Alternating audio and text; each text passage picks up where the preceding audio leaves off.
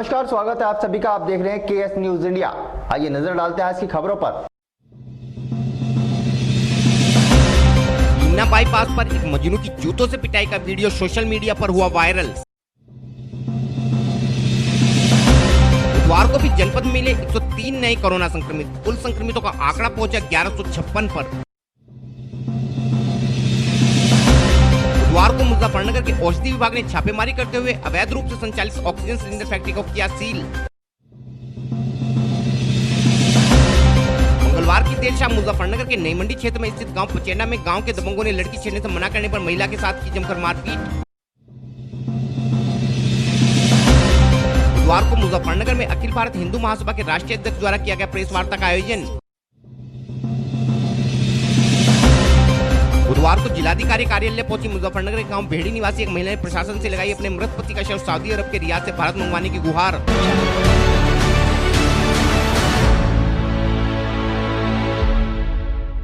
और अब खबरें विस्तार के साथ। विगत कुछ दिनों से मुजफ्फरनगर के सोशल मीडिया पर एक वीडियो क्लिप काफी वायरल हो रहा है। इस क्लिप में कुछ युवक एक अन्य युवक को बेल्ट व घूंसों से पीट रहे हैं तथा एक युवती भी उक्त युवक को जूती से मारती दिखाई पड़ रही है, जिस कारण यह मामला लड़की से छेड़छाड़ का प्रतीत हो रहा है। सूत्र के अनुसार यह वीडियो मुजफ्फरनगर के पीना बाईपास पर गुरु नानक ढाबे के निकट का बताया जा रहा है तथा वीडियो में दिख रहे लड़कों तथा लड़की की पहचान नहीं हो सकी है। अरे लंबी को परेशान कर रखी है, फोन कर करके मैं दिखा नहीं बोलेगा बढ़िया करो खातिर नहीं हो यार, नहीं जाओ बहन के ए मारो मार के फोन वो खातर को हाय घुस के जाओगे हाय मार मार के बेटा मार मार के बेटा आया पुलिस को फोन कर, आया पुलिस को फोन कर। हां पुलिस अरे लंबी को परेशान कर रखी फोन कर करके भाई भाई नहीं गलती बता रहा बहन के लड़े, गलती बता रहा। इस विषय में जब हमारी टीम ने जनपद के पुलिस अधिकारियों से संपर्क करना चाहा तो एसपी देहात श्री नेपाल सिंह का कहना था कि वे इस विषय में घटना की जांच पड़ताल करा रहे हैं तथा सत्यता पाए जाने पर मामले में कार्यवाही की जाएगी। वीडियो वायरल हो रही है, एक लड़के की मारपीट हो रही है उसके साथ। क्या वीडियो को मैंने आपने मुझे दिखाया है, अभी वीडियो देखा मैंने, लेकिन घटना कहाँ की है, किस द्वारा की जा रही जानकारी की जा रही है और सत्यता पाई जाती है, घटना का स्थान पाया जाता है, मुकदमा की कार्रवाई की जाएगी इसमें। अभी सर की थाना को इस तरह की तहरीर नहीं, अभी कोई मिलाप नहीं है।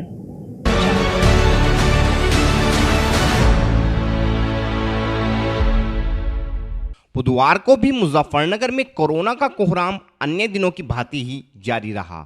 बुधवार को भी कोरोना ने जनपद में 100 का आंकड़ा पार करते हुए जनपद के 103 लोगों को अपना शिकार बनाया है। बुधवार को जनपद के स्वास्थ्य विभाग को 310 कोरोना सैंपलों के परिणाम प्राप्त हुए, जिनमें 5 लोग संक्रमित पाए गए। इसके अलावा 12 लोग प्राइवेट लैब तथा एक व्यक्ति ट्रूनेट मशीन के माध्यम से प्राप्त परिणाम में संक्रमित पाया गया। साथ ही बुधवार को भी जनपद के 86 लोग रैपिड किट के माध्यम से किए गए टेस्ट में कोरोना पॉजिटिव पाए गए हैं।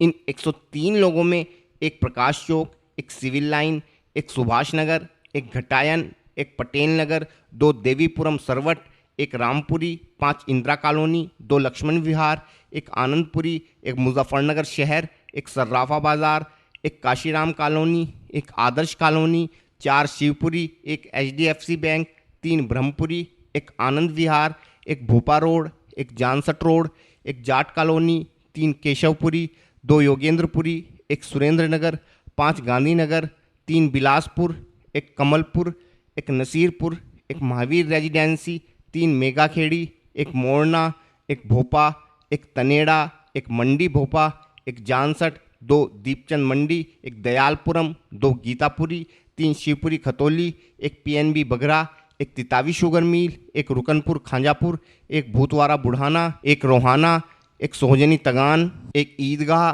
एक निर्माना तथा एक व्यक्ति शाहपुर से संक्रमित पाया गया है। इसके अलावा बुधवार को भी जनपद के 81 व्यक्ति कोरोना संक्रमण से मुक्त हो गए हैं तथा अब जनपद में कुल संक्रमितों की संख्या 1156 है।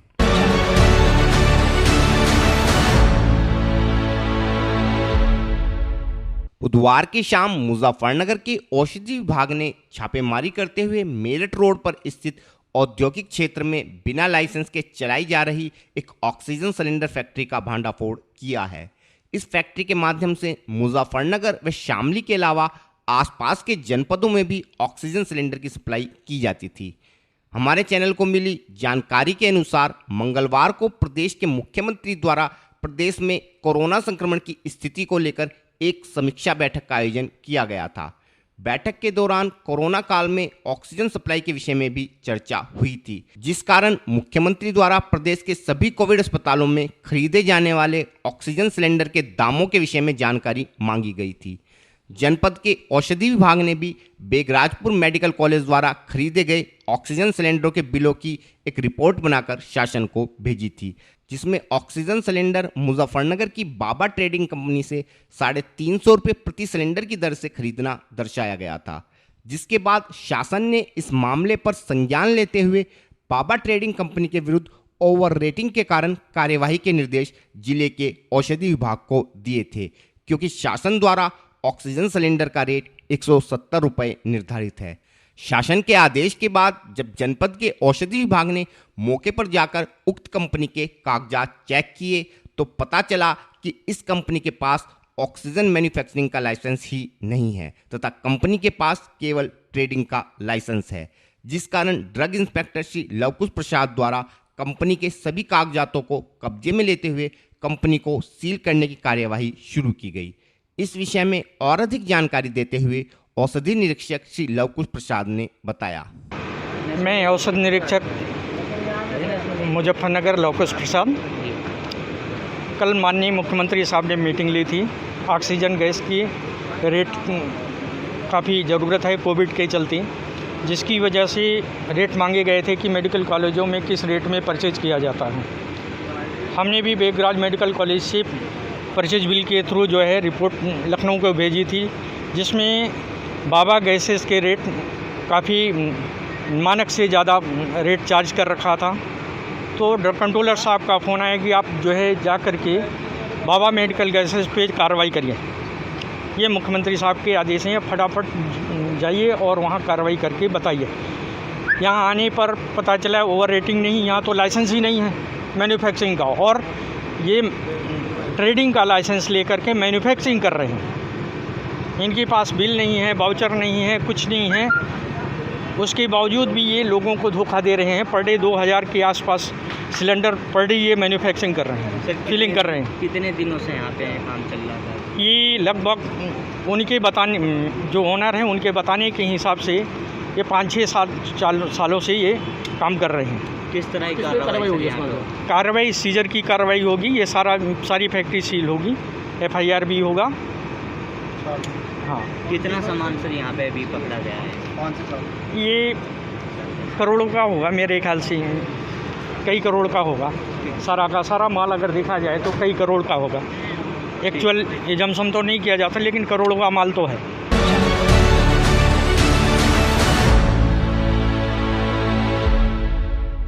मंगलवार की देर शाम मुजफ्फरनगर में नई मंडी क्षेत्र के गांव पचेंडा में गांव के दबंगों द्वारा एक महिला के साथ मारपीट करने का मामला प्रकाश में आया है। महिला को उसके परिजनों द्वारा गंभीर अवस्था में जिला चिकित्सालय में भर्ती कराया गया है, जहां उसका उपचार जारी है।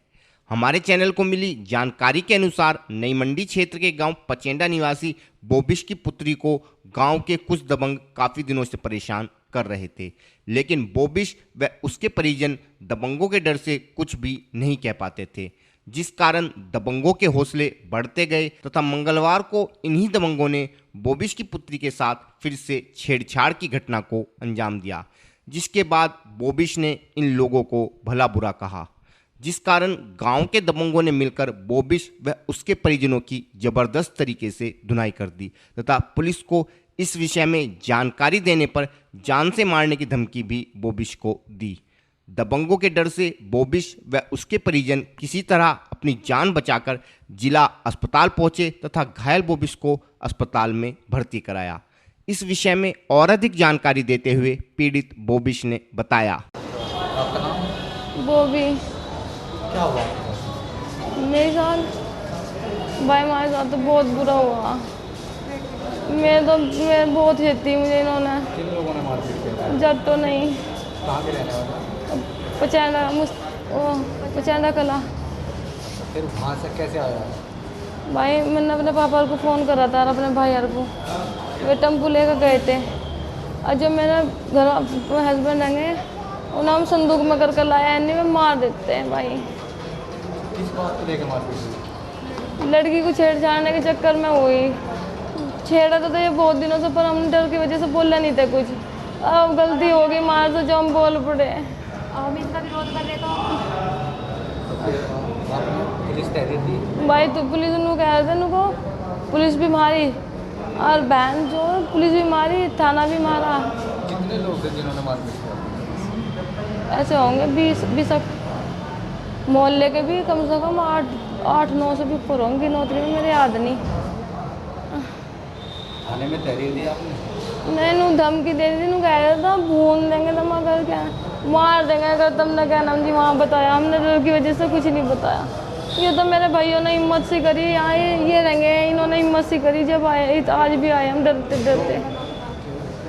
आप वापस गांव में जाओगे या गांव में? नहीं, गांव में तो जाने की नहीं, मैं बिल्कुल भी गांव में नहीं जाने की। हाँ मान लेंगे, जिन्होंने मैंने कहा था बहन लोग चले जाओ। आप क्या चाहते हैं? हम दोनों चाह हमारा, हम तो वहाँ नहीं रहना चाहते, हम आगे की सेफ्टी से चाह बस।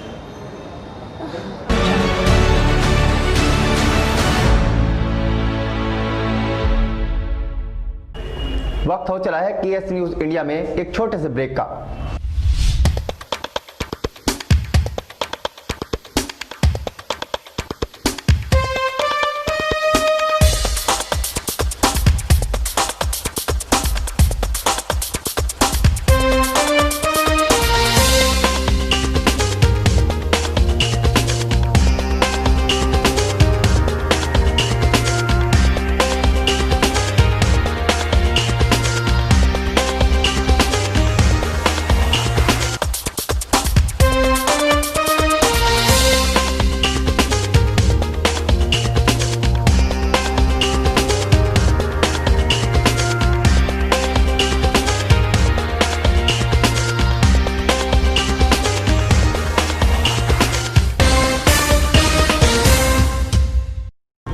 ब्रेक के बाद आप सभी का स्वागत है। बुधवार को मुजफ्फरनगर में रुड़की रोड स्थित एक रेस्टोरेंट में अखिल भारत हिंदू महासभा के पदाधिकारियों द्वारा एक प्रेस वार्ता का आयोजन किया गया।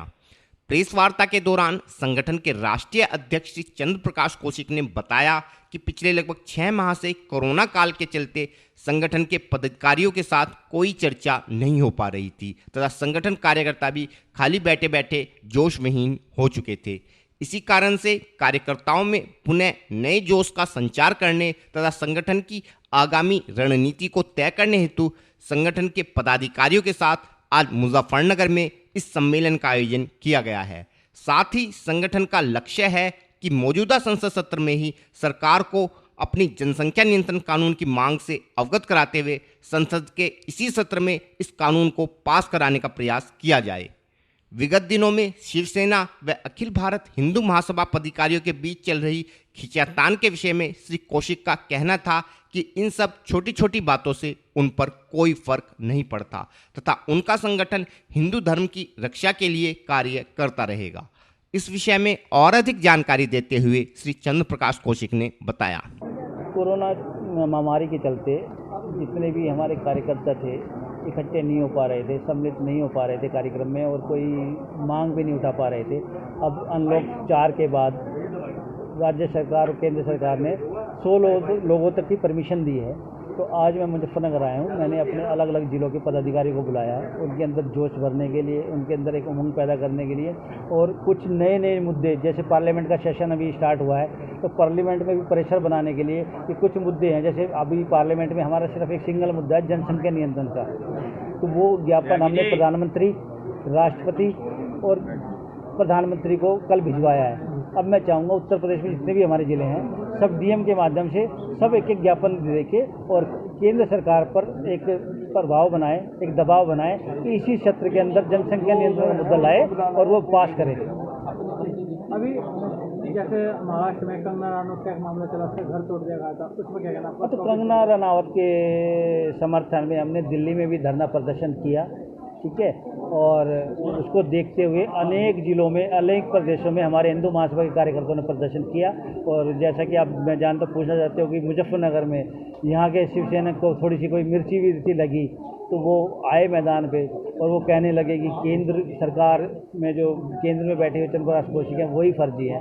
तो आज उनको मैं फर्जी नज़र आ रहा हूँ। पिछले 10 साल से आप देख रहे हो कि मैं मुजफ्फरनगर कंटिन्यू 2 बार तो साल में आता ही आता हूँ। एक तो हमारा कांवड़ शिविर चलता है 14 सालों से, और एक हर साल हम यहाँ पर जागरण कराते हैं शिव चौक पे। तो आप पत्रकार हैं, आप देखते होंगे हर साल से। तो आज जब शिवसेना का पुतला दहन किया गया या उद्धव ठाकरे की शव यात्रा निकाली गई तो उसको मिर्ची लगी। अब मिर्ची जब आदमी को लगती है तो कुछ ना कुछ तो बोलेगा ही ना। तो इन ऐरी गहरी बातों से अपने पे कोई फर्क पड़ने वाला नहीं है। हमारा टारगेट है हिंदुत्व की रक्षा करना, हिंदुत्व के लिए लड़ाई लड़ना और सच्चाई के लिए लड़ाई लड़ना, वो हम लड़ते रहेंगे। महाराष्ट्र सरकार के बारे में क्या कहना चाहेंगे? शिवसेना महाराष्ट्र सरकार अब वो शिवसेना नहीं रही जिसका जन्म बाल ठाकरे ने किया था। अब ये शिवसेना सोनिया सेना हो गई है। और जैसा कि बाल ठाकरे ने कहा भी था कि जिस दिन मेरी शिवसेना कांग्रेस सेना हो जाएगी उस दिन मैं इसको समाप्त कर दूंगा।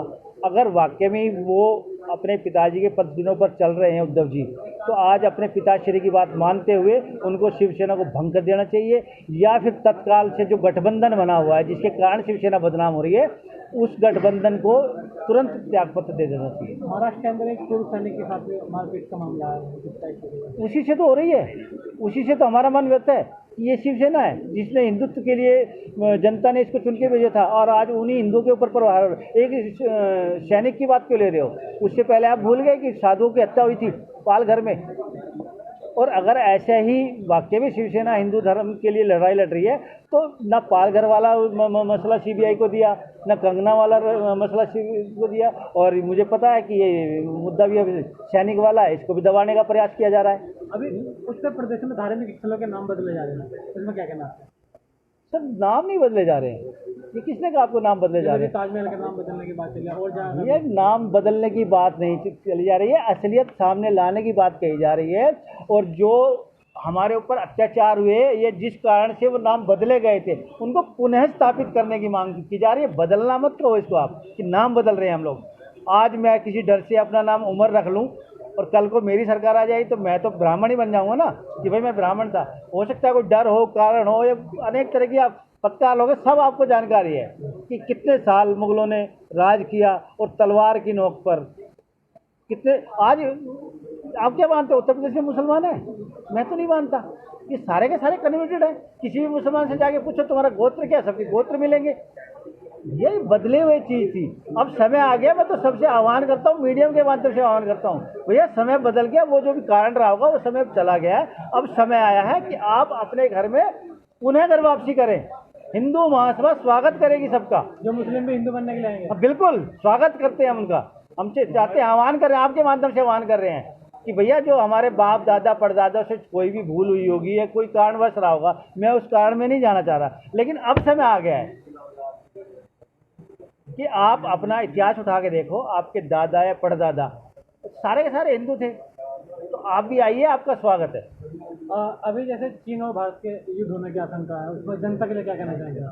नहीं, इसमें जनता के लिए नहीं, इसमें सरकार बधाई की पात्र है। जनता ने तो इतना बड़ा बहुमत जिसमें किसी की आवश्यकता ना हो, 303 भारतीय जनता पार्टी नहीं मोदी को दिया है। और मोदी, मैं बीच में पहले एक चीज़ और बता देता हूँ कि मैं इस सरकार को ना भारतीय जनता पार्टी की मानता हूँ, ना आरएसएस की मानता हूँ। ये सरकार मोदी की है, क्योंकि अगर भारतीय जनता पार्टी में ताकत थी या आरएसएस में ताकत थी तो वाजपेयी जी को दोबारा जिता के ले आते, या उसके बाद 9 में आडवाणी जी को मौका मिला था उनको ले आते। लेकिन नहीं, ये सिर्फ मोदी सरकार है।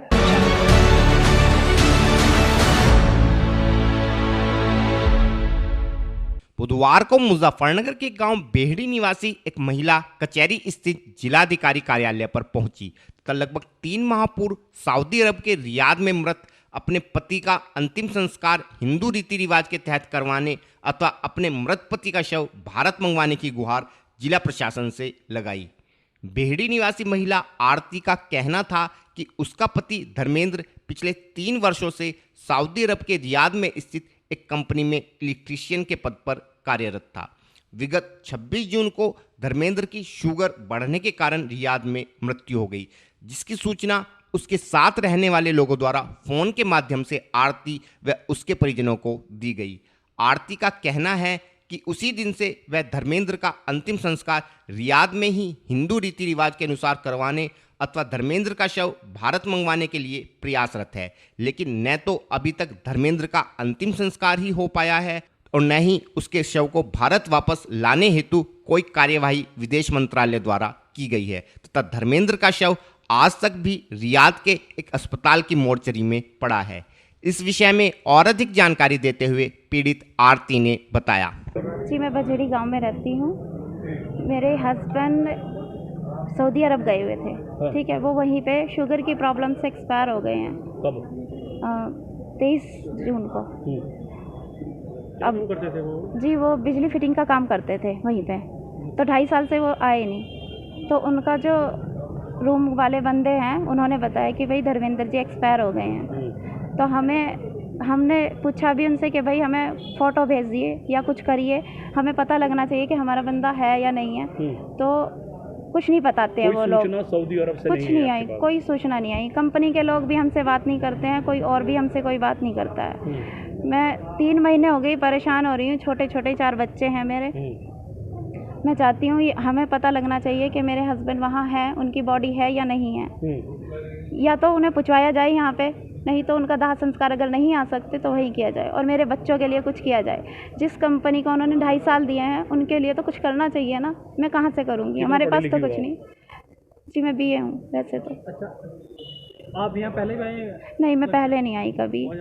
आज मैं थक हार के आई हूँ। जब मैंने हर जगह एप्लीकेशन लगा दी तो कहीं से कोई जवाब ही नहीं आता। फिर मैं यहाँ आई। लगाई आपने एप्लीकेशन? मैंने विदेश मंत्री को लगाई, मुख्यमंत्री को लगाई, प्रधानमंत्री को लगाई, सब जगह लगाई। कोई जवाब नहीं आया? कोई जवाब नहीं आया किसी भी चीज़। मैं चाहती हूँ कि भाई मेरे बच्चों के लिए कुछ किया जाए कंपनी की तरफ से, कि भाई जिस कंपनी में उन्होंने 2.5 साल दिया है उनके लिए कुछ होना चाहिए। हमारे पास उन्होंने कुछ नहीं भेजा। आज किसी अधिकारी से मुलाकात हुई आपकी? जी, आज किसी अधिकारी से मुलाकात हुई? आज किसी से अभी तक कोई मुलाकात नहीं हुई। आज के बुलेटिन में इतना ही। कल फिर होंगे हाजिर कुछ नई और ताज़ा खबरों के साथ। देखते रहिए KS न्यूज़ इंडिया।